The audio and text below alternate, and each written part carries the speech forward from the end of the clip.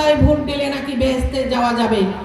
বেহেশতে কে যাবে কে যাবে না সেটা একমাত্র আল্লাহ তাআলাই জানতে পারেন।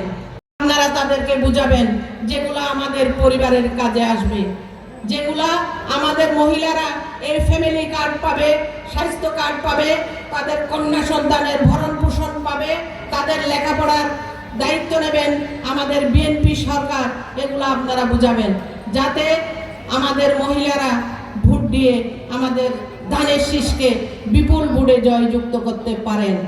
আর এখন আমরা শুনতে পাই অনেকে ঘরে ঘরে গিয়ে আমাদের মহিলা বোনদেরকে বিভ্রান্ত করে থাকে।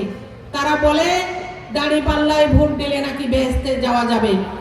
বেহেশতে কে যাবে কে যাবে না সেটা একমাত্র আল্লাহ তাআলাই জানতে পারেন। সেটা কেউ বলতে পারে না, আমরাও পারি না, তারাও পারে না।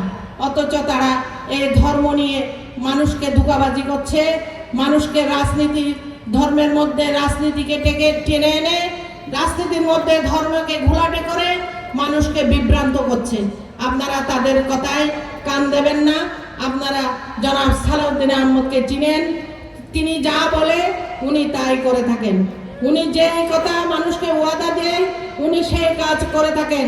আজকে আপনারা দেখেন এই চকরিয়া পেকুয়ায় যে উন্নয়ন হয়েছে তার হাত ধরে হয়েছে।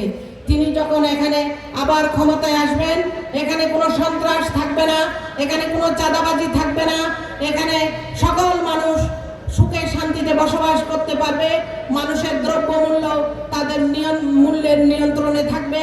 তাই আমাদের ধানের শীষে ভোট দিয়ে সবাইকে ধানের শীষে ভোট দেওয়ার জন্য সবাইকে বলে আবার ধানের শীষের কথা ঘরে ঘরে গিয়ে বলে এই ধানের শীষের ভোট আদায় করে নিতে হবে।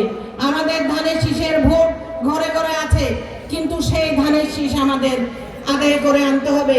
আমাদেরকে তাদের ঘরে ঘরে গিয়ে বুঝিয়ে ভোটের দিন তাদের সকালে ভোট কেন্দ্রে এনে সবার আগে আমাদের ভোট যেন ধানের শীষে পড়ে সেই ব্যবস্থা করতে হবে। আপনাদের মধ্যে এখন ঐক্য থাকতে হবে, কোনো ভেদাভেদ নেই। আমরা সবাই এক, আমরা সবাই অভিন্ন, আমরা সবাই বেগম খালেদা জিয়ার সৈনিক, আমরা সালাউদ্দিন সাহেবের সৈনিক, আমরা তারেক জিয়ার সৈনিক। আমাদের মধ্যে কোনো ভেদাভেদ নেই। আমাদের সবাইকে এক হয়ে ধানের শীষে ভোট দিয়ে সবাইকে সালাউদ্দিন ভাইকে জয়যুক্ত করার জন্য আমি আহ্বান জানিয়ে আমি আমার বক্তব্য শেষ করছি। খুদা